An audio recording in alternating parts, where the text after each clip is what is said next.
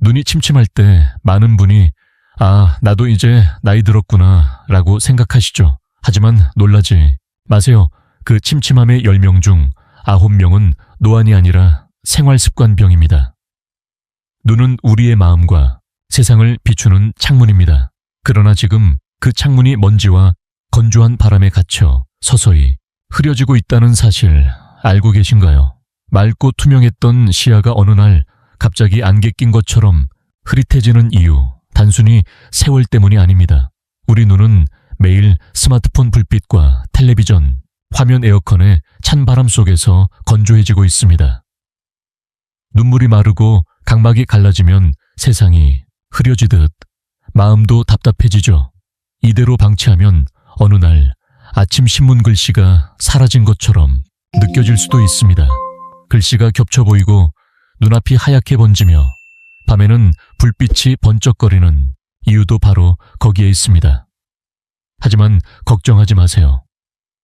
오늘 영상에서는 병원이나 비싼 수술 없이도 집에서 눈을 다시 맑게 만드는 3가지 방법을 알려드리겠습니다. 이 3가지는 누구나 할 수 있고 효과는 생각보다 빠릅니다. 무엇보다 당신의 눈을 다시 살아 숨쉬게 만들어줄 겁니다. 끝까지 보셔야 합니다. 마지막 부분에 많은 분들이 놓치는 결정적인 포인트가 있습니다. 만약 지금 영상을 멈춘다면 평생 눈이 더 흐려지는 이유를 모른 채 살아가게 될 수도 있습니다. 그러니 지금 눈을 위해 단 몇 분만 투자해보세요. 당신의 시야가 다시 밝아질 시간입니다. 우리 눈은 작은 호수와 같습니다. 그 호수가 메마르면 아무리 좋은 렌즈를 써도 시야는 흐려집니다.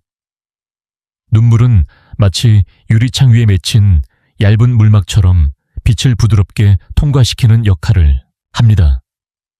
그런데 이 물막이 마르면 빛이 사방으로 흩어지고 모든 것이 번져 보이게 됩니다. 처음에는 단순히 눈이 피로한 것처럼 느껴지지만 시간이 지나면 책 글씨가 두 겹으로 보이거나 불빛이 퍼져서 눈을 제대로 뜨기 어려워집니다. 특히 스마트폰이나 텔레비전을 오랫동안 보면 눈을 깜박이는 횟수가 절반 이하로 줄어들어 눈 표면이 금세 마르게 됩니다. 에어컨 바람은 눈의 수분을 빼앗고 난방은 더욱 건조한 공기를 만들어냅니다.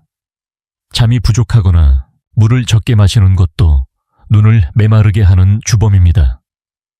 나이가 들면 눈꺼풀 안쪽에 있는 기름샘이 약해져 눈물의 보호막이 쉽게 깨지고 마치 오래된 눈이 갈라지듯 눈 표면이 갈라지기 시작합니다. 서울에 사는 71살 김정자 어머니는 어느 날부터 신문 글씨가 겹쳐 보여 백내장인 줄 알고 병원을 찾았습니다. 하지만 검사 결과 원인은 단순한 눈물 부족이었습니다. 약을 먹지 않아도 인공 눈물을 쓰고 생활 습관을 바꾸자 불과 몇 주 만에 글씨가 다시 또렷하게 보였다고 합니다. 이렇게 단순한 건조함이 쌓이면 각막에 미세한 상처가 생기고 염증이 반복되면서 시력이 급격히 떨어질 수 있습니다. 심한 경우 시력이 30% 수준까지 낮아져 일상생활에 큰 불편을 주기도 합니다. 눈이 뻑뻑하고 모래알이 들어간 것처럼 느껴진다면 이미 눈의 사막화가 시작된 것입니다. 하지만 희망은 있습니다. 눈의 수분 균형을 되찾는 방법은 생각보다 간단합니다. 다음 부분에서 이 건조한 눈을 다시 촉촉하게 되돌리는 첫 번째 열쇠를 공개하겠습니다. 절대 놓치지 마세요. 지금부터가 진짜 시작입니다. 인공 눈물은 약이 아니라 눈의 로션입니다. 피부가 건조하면 크림을 바르듯 눈에도 수분이 필요합니다. 우리의 눈은 매일 먼지와 바람, 그리고 스마트폰 불빛 속에서 마르고 있습니다. 그런데 많은 분이 인공 눈물을 약처럼 생각하고 아플 때만 사용하죠. 하지만 인공 눈물은 치료제가 아니라 보호막입니다. 눈이 마르기 전에 먼저 써야 합니다. 아침에 일어나서 세수를 하고 하루를 시작하기 전 한 번 낮에, 눈이 뻑뻑하거나 피곤할 때 한 번, 그리고 잠자기 전에 하루를 마무리하며 한 번, 이렇게 3번에서 4번만 꾸준히 해도 눈의 촉촉함이 달라집니다. 특히 장시간 독서나 텔레비전 시청 후에 넣어주면 눈의 피로가 훨씬 줄어듭니다. 인공 눈물을 고를 때는 방부제가 들어있지 않은 제품을 선택해야 합니다. 방부제가 있는 제품은 장기간 사용하면 오히려 눈의 세포를 자극해 건조증을 악화시킬 수 있습니다. 낮에는 가벼운 타입을 쓰고 밤에는 점성이 조금 더 있는 제품을 쓰는 것이 좋습니다. 낮에는 활동이 많아 눈을 자주 깜박이기 때문에 흡수가 빠른 제품이 필요하고 밤에는 눈을 쉬게 해주기, 위에 진한 수분이 오랫동안 머물러야 합니다. 사용할 때는 눈꺼풀이나 속눈썹의 병끝이 닿지 않도록 주의해야 합니다. 작은 접촉으로도 세균이 들어가 오염될 수 있기 때문입니다. 병을 연 뒤에는 한 달 안에 버려야 합니다. 오래된 인공 눈물은 아무리 냉장고에 보관해도 효과가 떨어지고 오히려 눈에 자극을 줄 수 있습니다. 부산에 사는 69살 박영숙 어르신은 처음에 인공 눈물을 하루 2번만 넣으셨습니다. 하지만 별다른 변화가 없었죠. 그러다 하루 내 번호로 바꾸고 꾸준히 사용하자 한 달 만에 신문 글씨가 다시 선명하게 보였다고 합니다. 인공 눈물은 단순히 눈을 적시는 물이 아닙니다. 마른 논에 내려주는 첫 비와 같습니다. 눈은 논이고 인공 눈물은 빗물입니다. 비가 자주 내려야 논이 살아나듯 자주 넣어야 눈이 다시 살아납니다. 하루 4번 그 습관이 당신의 시력을 지키는 가장 간단한 비밀이 됩니다. 그러나 여기서 끝이 아닙니다. 수분만 채워서는 부족합니다. 마치 빗물이 내려도 논이 흙이 금세 말라버리면 소용없는 것처럼 눈에도 수분을 지켜주는 기름층이 필요합니다. 나이가 들수록 이 기름층이 약해져 눈물이 쉽게 증발하죠. 그래서 다음 부분이 진짜 핵심입니다. 눈의 기름층을 튼튼하게 만드는 방법을 알면 눈의 촉촉함이 오래갑니다. 지금부터가 눈 회복의 전환점이 될 겁니다. 절대 놓치지 마세요. 눈물은 물과 기름의 두 층으로 되어 있습니다. 그런데 나이가 들수록 기름층이 약해져서 물이 금세 증발해버립니다. 눈물이 충분히 있어도 금방 말라버리니 눈은 계속 건조하고 시야가 흐려집니다. 눈물의 기름층은 눈꺼풀 안쪽에 있는 마이봄샘이라는 작은 기름샘에서 만들어집니다. 이곳이 건강해야 눈물이 증발하지 않고 눈 표면을 보호할 수 있습니다. 하지만 나이가 들거나 영양이 부족하면 이 기름샘이 막히거나 기름이 탁해져 눈물이 제 역할을 하지 못합니다. 그래서 필요한 것이 바로 오메가3입니다. 오메가3은 눈의 기름층을 튼튼히 해주는 필수 지방산입니다. 쉽게 말하면 눈에 윤활유를 넣어주는 역할을 하는 것이죠. 오래된 문이 삐걱거릴 때 윤활유를 한 방울 떨어뜨리면 부드럽게 열리듯 오메가3이 바로 눈의 윤활유입니다. 오메가3을 꾸준히 섭취하면 눈의 기름 성분이 부드러워지고 눈물의 증발 속도가 느려져 눈이 촉촉해집니다. 인공 눈물만으로는 부족했던 이유가 바로 여기에 있습니다. 눈의 기름층이 약하면 아무리 물을 채워도 금세 마르기 때문이죠. 오메가3을 얻는 방법은 어렵지 않습니다. 음식으로 충분히 채울 수 있습니다. 고등어, 연어, 아몬드, 호두, 들기름, 치아씨 같은 음식이 좋습니다. 하루 한 끼 식사에 이런 식재료를 조금씩 넣어보세요. 아침에 구운 고등어 한 토막, 점심에 샐러드에 들기름 한 스푼, 저녁에는 호두 2-3알. 이렇게만 해도 눈의 건조함이 서서히 줄어듭니다. 전주에 사는 73살 이춘자 할머니는 인공 눈물을 써도 효과가 없어서 늘 눈이 뻑뻑하다고 하셨습니다. 하지만 매일 고등어 한 토막과 호두 한 줌을 챙겨 드신 지 한 달 만에 눈이 다시 촉촉해지고 텔레비전 자막이 또렷하게 보이기 시작했다고 합니다. 이처럼 오메가3은 약이 아니라 음식으로 자연스럽게 눈을 회복시키는 힘을 가지고 있습니다. 그러나 주의할 점도 있습니다. 아무 오메가3이나 먹어서는 안 됩니다. 불순물이 많거나 산화된 제품은 오히려 염증을 일으킬 수 있습니다. 가능하면 식품으로 섭취하고 필요하다면 깨끗한 원료의 영양제를 선택해야 합니다.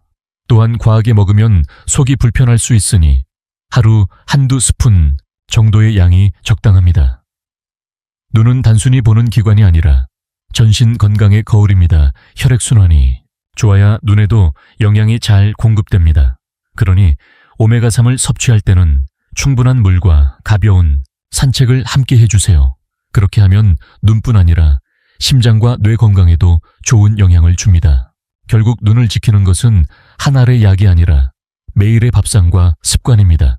오늘 저녁 식탁에서 고등어를 구우면서 생각해 보세요.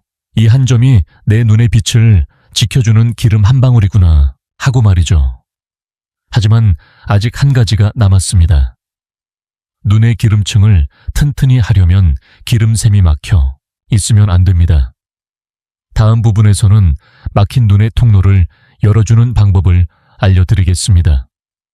이 내용이야말로 눈 건강의 전환점이 될 것입니다. 절대 놓치지 마세요. 눈꺼풀 가장자리에 있는 마이봄샘은 눈물의 기름 공장입니다. 이곳에서 만들어진 기름이 눈 표면을 덮어 눈물이 쉽게 마르지 않게 해줍니다. 그런데 이 마이봄샘이 막히면 아무리 좋은 음식을 먹고 인공 눈물을 써도 효과가 없습니다. 기름이 빠져나오지 못하니 눈물의 보호막이 금세 사라지고 눈이 뻑뻑하고 따갑게 느껴집니다. 그래서 눈의 통로를 열어주는 것이 중요합니다. 그 방법이 바로 따뜻한 찜질입니다. 따뜻한 수건을 눈 위에 올리면 마치 차가운 얼음이 녹듯 막혀있던 기름샘이 서서히 열리기 시작합니다. 처음에는 그저 포근하고 졸음이 오는 느낌이지만 몇 분이 지나면 눈이 숨을 쉰다는 느낌이 듭니다. 그것이 바로 회복의 신호입니다. 찜질을 하면 눈 주위의 혈액순환이 좋아지고 오래된 기름이 녹아 흘러나오면서 눈이 한결 부드러워집니다. 방법은 어렵지 않습니다. 첫째, 깨끗한 수건을 따뜻한 물에 적신 뒤 물기를 꼭 짜서 눈 위에 올립니다. 너무 뜨겁지 않게 1000보다 약간 높은 정도가 좋습니다.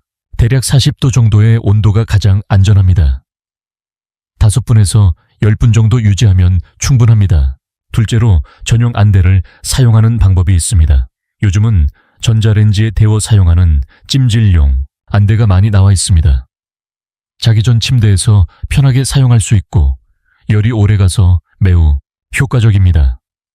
셋째로 녹차나 캐모마일 티백을 이용하는 방법도 있습니다.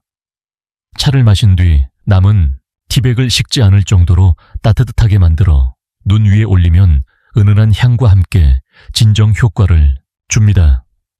녹차는 한겸 작용이 있어 붓기를 가라앉히고 캐모마일은 눈의 피로를 풀어줍니다. 인천에 사는 70살 최순자 어르신은 처음에는 인공 눈물로도 개선이 없어서 매일 눈이 시리고 텔레비전 자막이 번져 보인다고 하셨습니다. 그런데 하루 10분씩 꾸준히 찜질을 하자 불과 보름 만에 자막이 선명하게 보이고 눈이 훨씬 편안해졌다고 합니다. 이렇게 단순한 찜질이지만 그 효과는 놀랍습니다. 다만 주의할 점도 있습니다. 눈에 염증이 있거나 붓기가 심할 때는 찜질을 하면 안 됩니다. 열이 염증을 악화시킬 수 있기 때문입니다. 또한 너무 뜨겁게 하면 피부가 화상을 입을 수 있으니 반드시 온도를 확인해야 합니다. 따뜻하되 뜨겁지 않게 하는 것이 핵심입니다.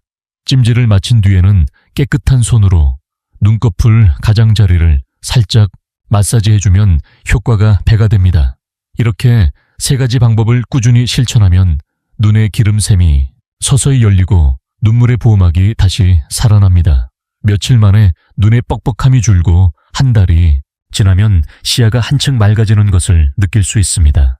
눈은 작은 관심에도 금세 반응합니다. 이 3가지를 꾸준히 하면 놀라운 변화가 찾아옵니다. 하지만 단 한 가지 실수가 모든 노력을 망칠 수도 있습니다. 다음 부분에서는 많은 분들이 간과하는 그 실수와 반드시 알아야 할 주의점을 알려드리겠습니다. 지금부터가 눈 건강을 지키는 가장 중요한 순간입니다. 절대 놓치지 마세요. 눈 건강을 위해 노력하는 분들이 많지만 의외로 많은 분이 작은 실수로 그 효과를 스스로 없애고 있습니다. 첫 번째로 가장 흔한 실수는 잘못된 인공 눈물을 사용하는 것입니다. 인공 눈물 중에는 방부제가 들어있는 제품이 많습니다. 이 방부제는 눈을 자극하고 장기간 사용하면 오히려 각막을 손상시킬 수 있습니다. 처음엔 시원한 느낌이 들지만 시간이 지나면 더 건조해지고 따가워지는 이유가 바로 그것입니다. 인공 눈물은 반드시 무방부제 제품을 고르는 것이 좋고 개봉 후 한 달이 지나면 남아있어도 버려야 합니다. 두 번째 실수는 오메가3을 과하게 섭취하거나 약과 함께 잘못 복용하는 경우입니다. 오메가3은 혈액을 맑게 해주지만 과다하게 먹으면 피가 너무 묽어져 멍이 쉽게 들고 출혈 위험이 커집니다. 특히 혈액순환, 약이나 아스피린을 복용 중인 분들은 반드시 의사와 상의해야 합니다. 오메가3은 하루 2000mg 정도면 충분하며 식사 후에 섭취해야 속이 편안합니다. 세 번째 실수는 찜질을 너무 뜨겁게 하거나 너무 오래 하는 것입니다. 따뜻하면 좋겠지 하는 마음의 온도를 높이다 보면 눈꺼풀 피부가 붉게 달아오르고 오히려 기름샘이 손상될 수 있습니다. 또한 열을 너무 오래 가하면 눈 주위가 붓거나 염증이 생길 수 있습니다. 찜질은 10분을 넘기지 않는 것이 가장 안전하며 온도는 1000보다 약간 높은 정도가 적당합니다. 이 세 가지 실수는 사소해 보이지만 눈의 건강에는 치명적입니다. 잘못된 인공 눈물은 눈을 자극하고 과한 오메가3은 몸의 균형을 무너뜨리며 뜨거운 찜질은 각막과 기름샘을 손상시킵니다.